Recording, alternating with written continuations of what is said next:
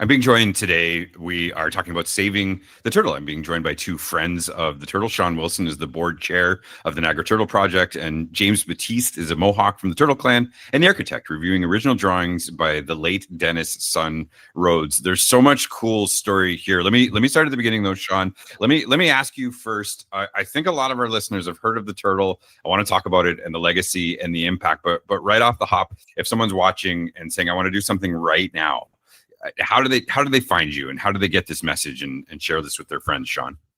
Yeah. Thanks so much for having us on the podcast. So first thing they do is go to niagaraturtle.org.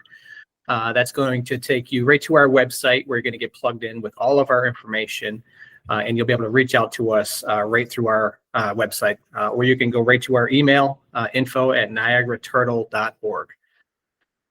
Okay, perfect. Okay, and I got to stay with you for a second, Shaun. There's great stories that each of you have and personal connections, but maybe for people that don't know, that are younger people or people that are out there, what is the turtle, and what is this work to save the turtle about?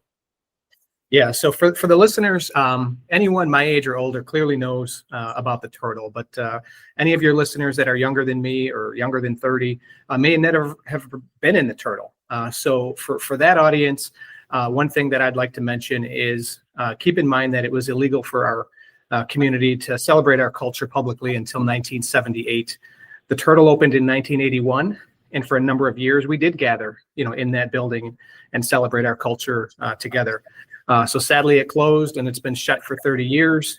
So Friends of the Niagara Turtle is our mission is to reawaken that turtle for today's generation and the future generations to come. It had a gift shop in it. It had a restaurant. And even to this day, we don't see representation in restaurants for our foods, for our identity and for our culture. So a reawakened turtle would be huge for today's generation and the generations to come. I'm Mohawk Turtle Clan from Six Nations, live in Buffalo. And I pretty much grew up going to the turtle. My late great uncle Duffy Wilson ran the turtle for a number of years. So I was always there growing up. And for us, for those of us who did go to the turtle, when it was open, it was really just like a positive place to go and celebrate our culture, that we're still here, and that we're still thriving with our culture. So we would love to see that building reopened for today's generations and the generations to come. Such important work, James. You also have a personal connection, and can you just talk about the cause at a high level, and then your connection to this work? Well, sure. The turtle is an important building just for its nature in itself. It's one of very few anthropomorphic type of architecture in the whole world where a building is built in the shape of an animal to represent a natural figure. So it's very rare for that to happen at all, and to lose something like that would be a shame. And that's why the building was designated this year as one of the most endangered architectural pieces in the country by the National Trust for Historical Preservation. So that's very important. And I have been fortunate to have international students come stay at my house from time to time, and they would see the documentation about the turtle and would feel the need to apologize. They didn't know that Native Americans still existed anymore. They thought that we were only in movies and TV. They thought we had gone the way of the Viking, if you will. And they felt bad about that. And knowing that we have roughly 10 million people in the city of Niagara Falls that come by the turtle every year, what an opportunity it would be for us to share our culture with them and just celebrate the fact that we're still here. We're not going anywhere. It's so important, and I'm still surprised to this day that for the people that think that we still live in movies or in the past or in history books, and especially Haudenosaunee people, especially Indigenous people, and especially in Western New York, there is a deep-rooted legacy and a connection to the land that's so well exemplified by the turtle. But as you were alluding to, James, physically, the presence of the turtle, the building itself is also very architecturally special. Talk to me about Dennis Sun Rhodes a little bit, please. Dennis Sun Rhodes was one of the few Native American architects who exist in the country. There's the charts that show the makeup of registered architects from Caucasian all the way down, and the very, very smallest percentage of architects who exist anywhere in the world are Native American. And I happen to be one that lives right around the corner from the turtle, and I'm Turtle Clan. So it's very, important to me from that aspect to be a part of it, to hopefully be the Native American architect who could help save this treasure that was designed by a Native American architect. I want to get real deep level. I want to get right into the weeds about architecture with you in a second, James. But Shaun, I want to come back to you because I feel like I'm a middle-aged man, so I am just a little bit on the younger side of having any turtle memories. I've been in it, and I remember going in there as a kid and talking to people, and there's so much stuff. But what's been happening in the last almost 30 years since the turtle closed? Yeah, so Niagara Falls foreclosed on it for unpaid heating bills, I believe, and then they sold it to Niagara Falls Redevelopment. So they're known as NFR. So right now it's not owned by an Indigenous peoples. So we would love to see that building back into Indigenous hands so that we can run the cultural programming out of there. So yeah, the building has just been sitting empty for 30 years, and I think what the viewers see now is just a whitewashed building, similar to what happened to our ancestors and elders in the boarding schools. They were whitewashed, colonized. The building has lost its paint scheme on purpose. So if you have some of those old graphics of the turtle when it was opened, that really was this region's prime opportunity to showcase our Indigenous culture and to celebrate it. And when you look at a lot of the old newspaper clippings, you'll see that the turtle wasn't welcomed basically with open arms in the community.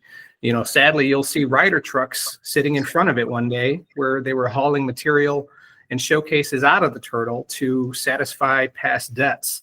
And to me, that's so sad for today's generation and the generations to come to say, these were our ancestors' artifacts and now they're gone. So it's just a tough pill to swallow that we don't have this thriving community hub today for our culture to gather in. So yeah, it's just really a sad story, and I'm glad that we're all talking about it, and especially with your podcast on the Canadian side, because this is not just a Niagara Falls building or a building for New York State. This is international for sure. With Friends of the Turtle, we already have a huge following of folks from around the world who are interested in saving this building. So yeah, we're really excited to be even on your podcast to share this on the Canadian side. Let me stay with you, Shaun. And there's some really important themes that I think that you hit on there. When I think of the work of the Indian Defense League of America and how hard they've been fighting for Diskahe and his good friend Clinton Rickard and the Tuscaroras that are so present here, and the Senecas that are so present here, but then are also present and on the other side of the line that they put through our territories. There's so much rich history there. There's so much that we have to be proud of as a people. I saw you on Channel 2 with your daughter. We're still here. I have my own kids in this territory. We're raised here. A lot of us have been displaced from our home territories to urban Indigenous settings. And so having a place like the Turtle, it's just like when you were talking, there's something about that theme of they're just doing everything in their power to erase us.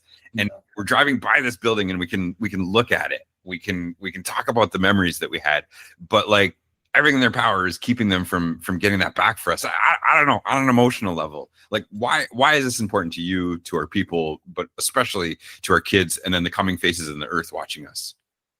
Oh, it's huge for the kids. And that's actually where we got involved, or at least where I definitely got involved. So we heard the youth speaking, at a city council meeting, trying to save this building a little over a year ago. And if that would have gone on to a local landmark registry, it would have prevented the owner from changing it. So right now there's no protections on that building. The owner could hypothetically put a permit in to tear it down and build something else in its place. So what I look at for the youth are the ones that grabbed my attention. And I'm like, I can't just sit idly by and let this thing just sit there year after year and continue to just sit there when our youth could be relearning the very culture that was forcibly removed from our elders and ancestors in the boarding schools. Unfortunately, I can't speak any of the, our native language. I say hello and, goodbye and things like that, but I'm not fluent. and there's so many of us like that in this community. So they found the funding to build all of the residential schools to take our culture from us. Perhaps it's an opportunity for them to find the funding to get this building reopened for our future generations. So that's really, where it's at is we cannot just let this thing sit empty. And I understand that there's a real estate development company that currently owns it. But there's got to be room for the Indigenous community to at least have one building in this country to kind of be, proud of, to celebrate our culture in. And it in my opinion, is the Turtle. It's a world-class destination, and we as First Nations, we are nations. We deserve, I believe, that recognition. But James, I guess the burning question is, why not just build something across the street or next door or down the road? Pretend like I'm in Architecture 101, and like you're trying to explain to me about this building and why. This is really, really special. Some of our listeners on the radio won't be able to see the building. So bring it alive. Feel free to try technical terms. If I look at you with a blank stare, just keep going. Let me know about this building itself. In the simplest terms, it's a solid reinforced concrete shell of a building that's in the shape of a turtle. Legs, tail, head, the whole thing. And the head of the turtle has two half semicircle round eyes that look out over Niagara Falls. And the shell of the turtle is an actual domed shell. Think of a geodesic dome. And in the top middle of that shell are window panes that form an eagle that allow light to come in the shape of an eagle. And the facility itself is a multi-use space. So there are old film development rooms in there. There are art rooms in there. There's a gigantic basement. The dome opens up to a huge space for demonstrations. You can have dances. They had all different sorts of plays and theaters going on in there. There's auditorium seating inside. Shaun mentioned the restaurant that's inside there. So the opportunities to do different things inside this building is what makes it so unique. I think in today's era, having the internet available, we could advertise this building as a destination versus how maybe it was not so well known and a place in the past. Yeah, one thing I just wanted to jump in with on that is when you look at the flooring, so when he was talking about the eagle sunlight coming through, for any of the listeners that have never been in that turtle, please understand that there's red oak and maple wooden floors and a star quillwork design on that floor. As grand entry happens and our dancers come on, like this is, this is like paying the most artistic, honoring our culture is that turtle. And, I'm sure it's going to need a lot of work, and I'm not looking forward to seeing what that floor looks like today. But it's just, it's so beautiful. One of the sad things is I've met with the current owners of it, and they call themselves Niagara Falls Redevelopment, and it makes them actually sound kind of official. Like, oh, it says Niagara Falls in their name. They must represent the government. They don't. They're just a private developer, and quite frankly, they're speculating on this property. They told me to my face that we could have the building if we wanted to cut it up into pieces and take it and put it someplace else. They have no value to the building itself. They just want the land because of its proximity to the falls as a holiday destination so that they could build a hotel and make money. In fact, the building is probably the building devalues the property in their opinion. I can see that, and there's so many complicated things with that, and I'm not going to go on any sort of an anti-capitalist rant here on air. You guys are welcome to if you want, but if I have to believe if this were a church, and there's all kinds of problems with equating our teachings to Christianity and things, but I have to believe that if this in a way is the first building of its kind to our people, and I would say that because of powwows and because of the cultural events, that it holds a sort of spiritual significance to us. If this were a church and the first church of its kind, and this architecturally significant, I have to believe, James, that there would be like a political will to keep this going forward. Can you say, in your professional opinion, that it's not just a building, right? There's a certain heritage to it, and I don't know, maybe if you could help quantify it, that would make the case clearer for listeners. It's so much more than a building for the potential that it offers. I told the story about the kids who didn't know that we existed anymore.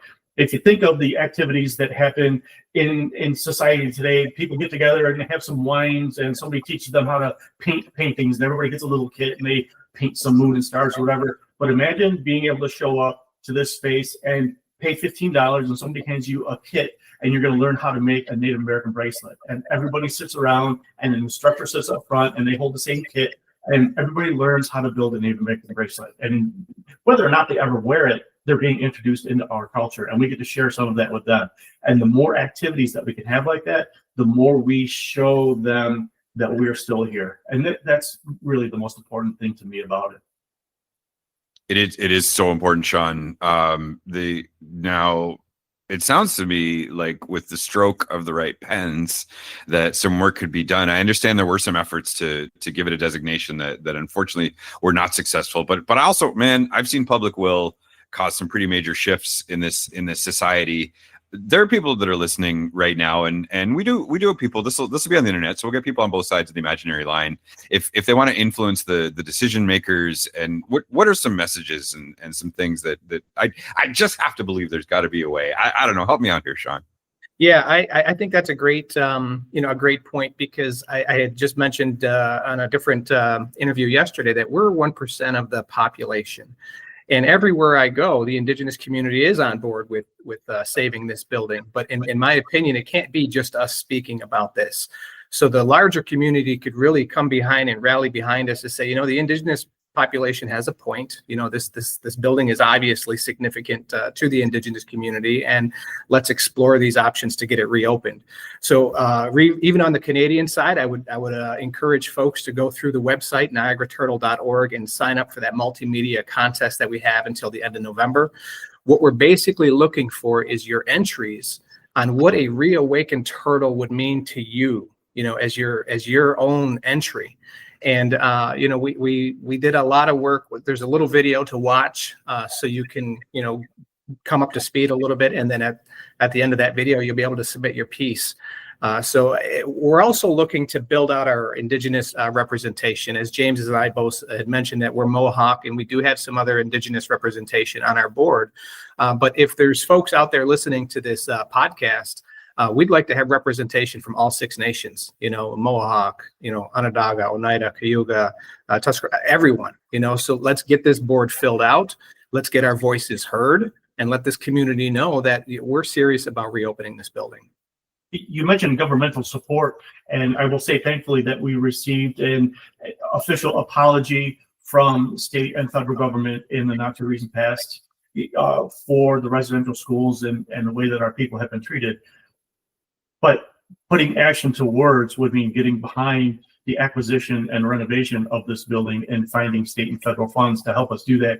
It's a very big lift to acquire and to renovate this building. Tens of millions of dollars, probably. It's been closed for 30 years. It's got to be stripped of all its plumbing, all of its heating and air conditioning. And while the shell of the building is in really good shape, you could hit it with a truck and it's not going anywhere. Like I said, it's reinforced concrete shell. But to make it work, it's going to take some money, you got to take some time, and that's really where we're going to need support as well. Yeah, and also it's been an uphill battle. So like the drawings for this turtle used to be in the governmental offices in Niagara Falls. Well, they're not there anymore. They walked out one day and never came back. So we had to obtain drawings from another state, from a college in Minnesota, right? And just to have the drafts to show the public like what this thing looks like. There's 3 floors. It's 67,000 square feet. There's lights up there that are in the shape of a binocular that I recall a female artist designed those lights. And back in that day when the turtle was built, it was almost non-existent for females to be in that architectural space. So the fact that you have lights in the turtle in the shape of the binoculars itself, the whole thing is an art piece. It's a masterwork, and I don't know how else to describe it. There are so many memories, and I think each of you now, as being part of Friends of the Turtle, and I want to encourage everyone to, again, we've said it a couple times, but I don't think we can say it too many times. Head on over to niagaraturtle.org and or head on over to the socials. I know you're trying to get more people onto the Facebook page. So honestly, keyboard warriors, just click, share, try to get your friends involved. Non-Indigenous people, this is a great opportunity to do something here. This is a truly unique and special heritage location. But each of you now has had a chance to go around, and I don't know many people who don't have a special turtle story. So I'm going to ask each of you a very similar question, either one of your own stories or a story from someone you've connected with. Can you talk about the turtle back in its heyday a little bit, Shaun? Oh man, for me, one of the first things I love telling is running on those brown carpeted steps where we used to sit and then there would be a third floor balcony, and then sometimes they would throw candy off, and then we'd all go running to grab it. So there's so many memories of the turtle, but also I also getting involved with reawakening the turtle. We're hearing all the plans that were originally there for the turtle. So there was plans to extend the tail out, and then have craft vendors all on the grass, up the back of the turtle. And then to throw a little piece over to James for the architecture piece. Do you realize when the rain hits the top of that turtle, it's designed for the water to go down the tail, and there's a drainage at the end of the tail for the water to go down in from the top of the turtle.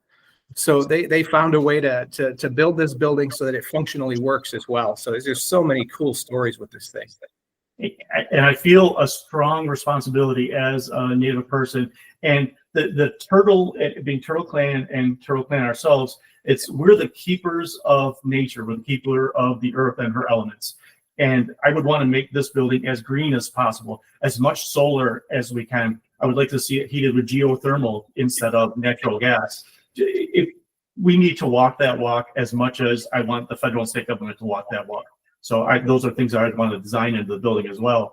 But your question about memories of the space, I love hearing other people's memories of the space.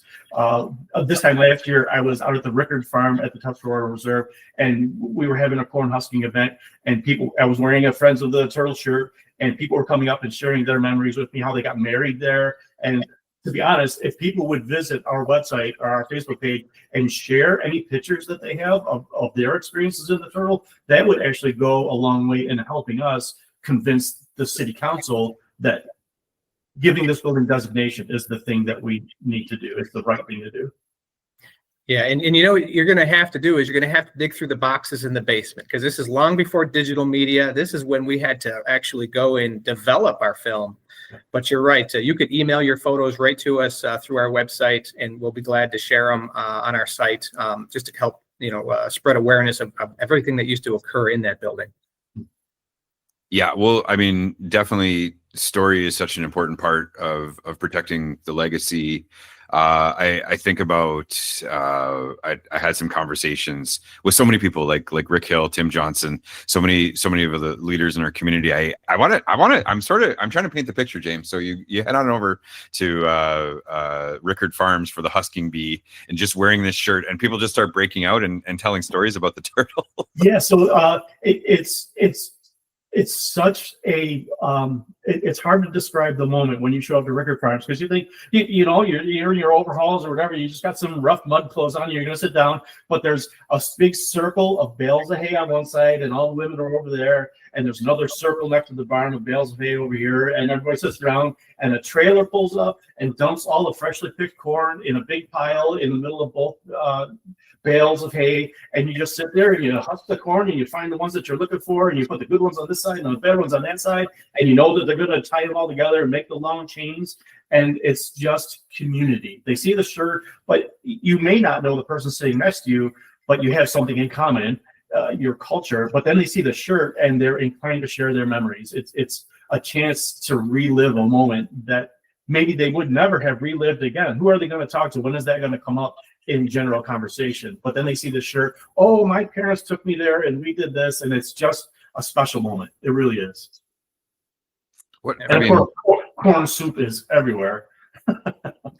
I love corn soup, and but we we won't have corn if we don't pick that corn and braid it and dry it and then collect those ashes so that we can lye it in the traditional way. Like there's a whole process to it. And Shaun, I'm gonna flip over to you and our ways can't live in a book.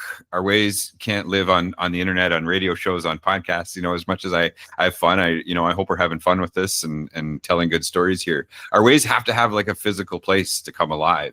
And Niagara Falls itself is so important. The story of the Maid of the Mist and the serpent in the Seneca story that laid down, and like there's so much heritage, but there's gotta be place. And I don't even know that there's a question at the end of my musings here. but I just feel like part of what we're doing right now is what I honestly believe our ancestors would have wanted. They would have wanted Oneida Guy and a couple Mohawks to be sitting around, and the words themselves, I believe, are part of the exchange that grows our culture.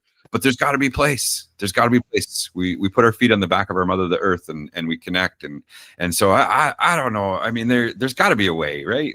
I mentioned to you in an email when we first started talking about meeting today, and mentioned that I wasn't raised in a Native home. I was raised by a white single mom with 2 step-siblings and had no interaction. In fact, I didn't even learn that I was Native until I was a teenager, and didn't meet my full Mohawk father until I was 18 or 19. So I've spent the best part of my lifetime trying to learn our culture.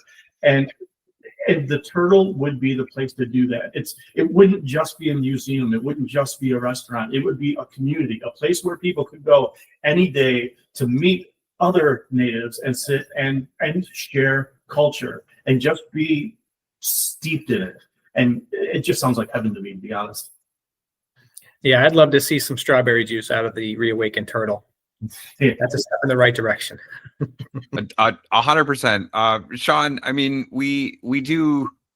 I think it's wonderful that we celebrate the National Day for Truth and Reconciliation Day now on this side of the river. And Phyllis Webstad is an amazing human who I've had the pleasure to meet a couple times, founding Orange Shirt Day, finding those ways to be proud.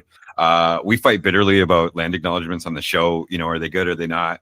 But one of the things when people come to me about land acknowledgements is they say, yeah, like, I guess I'll help you and I'll tell you what to say. And it's non-Indigenous people's responsibility to acknowledge this land. But what I would like you to do is attach an action to the end of it. So to me, this feels like low-hanging fruit in Western New York. Like if you're looking for land acknowledgement for a school, for a bank, for a different organization, that like, why not attach like, hey, we'd like to acknowledge that this is, Seneca, Haudenosaunee territory, lots of Tuscaroras, great Mohawks and Oneidas hang out here too, all kinds of our Anishinaabe friends and Cree and all kinds of other First Nations that come to this place that's been a gathering space for thousands of years. But as an organization, we're trying to raise awareness of Friends of the Turtle. We've done this. We've participated. I don't know. Is there a way that people could connect their attempted ally work to the work that you're doing at Friends of the Turtle, Shaun? I would hope so, because there's got to be more than just like flipping the light orange for Orange Shirt Day. So yeah, we see that here in the States. It's a little slower than the Canadian side. We don't have a Truth and Reconciliation Day, and we used to have an Indigenous Peoples Day until they turned it back into Columbus Day.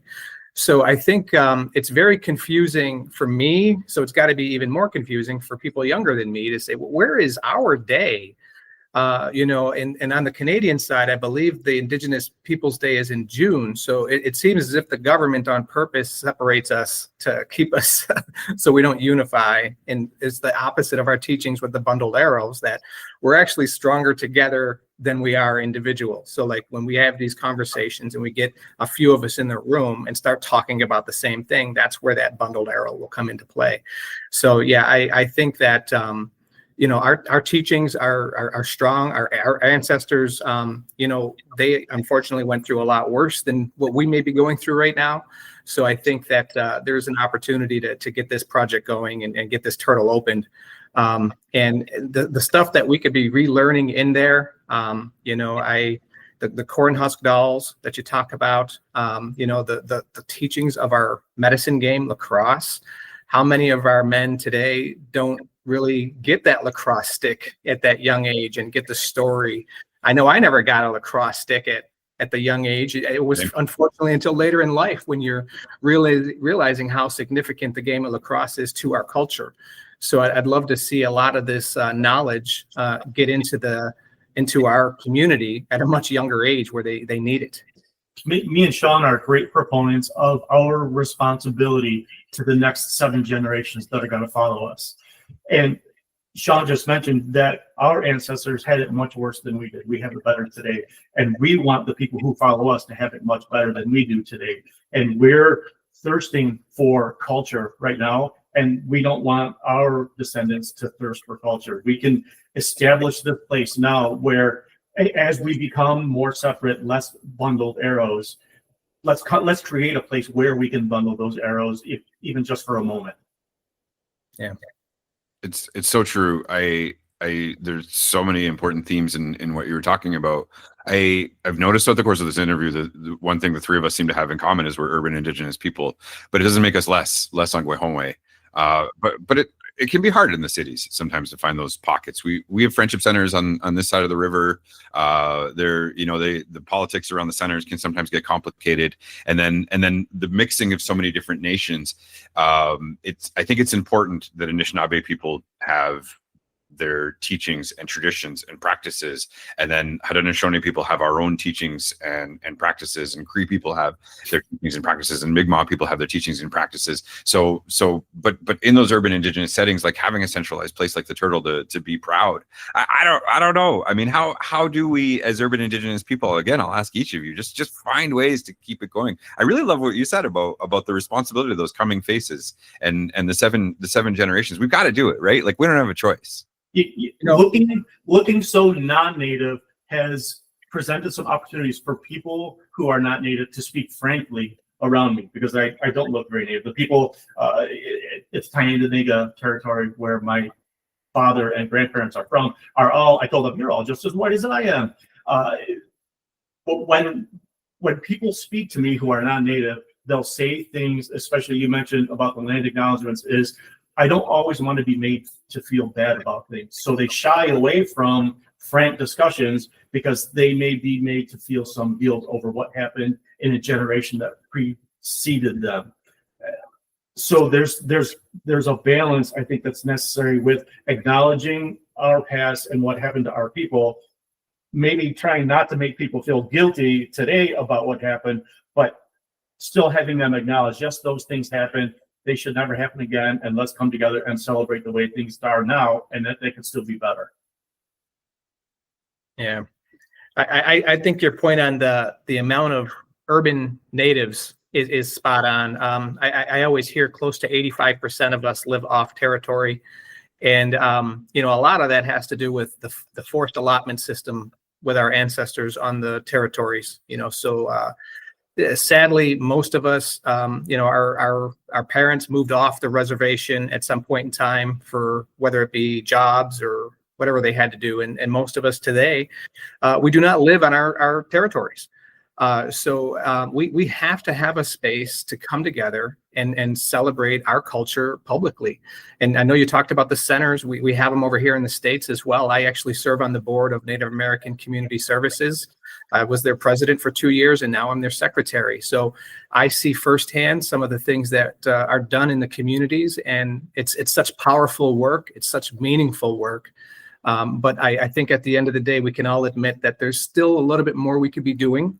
And to have a space as the Turtle to be doing it in is where we're headed. Part of that is us supporting other Indigenous businesses. There's a small Indigenous business on the Tuscarora territory here near us called Tuscarora Woodworks, and they provide a lot of services to us through their website, through their presence, through their crafts. Whenever we have a need, we want to make T-shirts for sale or something, they jump in and help us whenever they can. And likewise, whenever there's something we need, we go to them. So we should support each other in whatever way we can as well. Shout out to Robert and Marissa over at Tuscarora Woodworks. They truly they've done a lot to help fight the line, Indian Defense League of America, and to support community and the revitalization of I hate that term revitalization because it implies that we went away. Mm-hmm. And we've always been here, but we do have to strengthen, like a fire, right? Like you have to constantly feed that fire to keep it going. So I definitely, man, there's so much good stuff to touch upon. And we're coming down to our last couple minutes here. So I mean, I still have a million more questions, and I'm gonna leave the door open to both of you. Like, as things develop, just let me know. We're in touch now. So if I can do things to advance your cause and to make people more aware of what's happening, I really want to do everything in my power, because I do think there's a way. If they can come up with, I won't even give the dollar amount that we're giving to the Buffalo Bills. I love the Bills, but they're giving just basically unlimited money to that. The money that would be needed for the turtle is a fraction of what's being given to that. And the heritage value is enhancing something that has always been here. That's right. Bills have only been here since like the 60s. So, Yeah, that's right. That's right. so there's some value. But I'll put away my little soapbox now. And I'll give the floor back to each of you. I want to make sure that if there's anything I haven't asked you, Shaun, is there something that you want to make sure that our listeners are aware of? Yeah, I think for me, in the States, we're coming up to November, and it's over here, it's Thanksgiving on the stateside, and you start to see a lot of themes, as far as like, what are people thankful for? Like, that's what generally you see when you turn the TV on. So I think that this is an opportunity for the rest of the country to come together and honor its original people through the turtle. I think that our ancestors, when you think of losing 98% of the land and being left with so little, we finally, kind of point out to the community, hey, there is this building sitting there, by the way. And by the way, it's been sitting for 30 years. If you don't mind, we'd like to have it back. So, we would like to have our culture reawakened in that turtle. So I think that's the message here. And then also, we're still looking, like I said, to build out our Indigenous representation on the board. So if you do want to serve, James and I are both busy people. I got a full-time, job at the bank, and James is busy in architecting, and he won't admit it, but he did the Ferris wheel over at Riverworks. So he's a busy guy, but we're dedicated with saving this building. So if you want to get involved, reach out, and we'll have some chats. And I'll echo what Shaun said. We're happy to accept anybody who wants to get involved in whatever amount they're able to help, whether it's just sending a couple letters on our behalf to the city council or to Kathy Hochul or to NFR, and just their support for the building and what we would like to do with it. Any help would be greatly appreciated. Yeah, I think we got to keep this conversation going, keep it going. Is there anything else that I haven't asked you about, James, that you want to make sure that people are aware of? A message, something that you can leave our listeners with, so they understand why this is important? I think we've done a good job. I think we're set. We really are.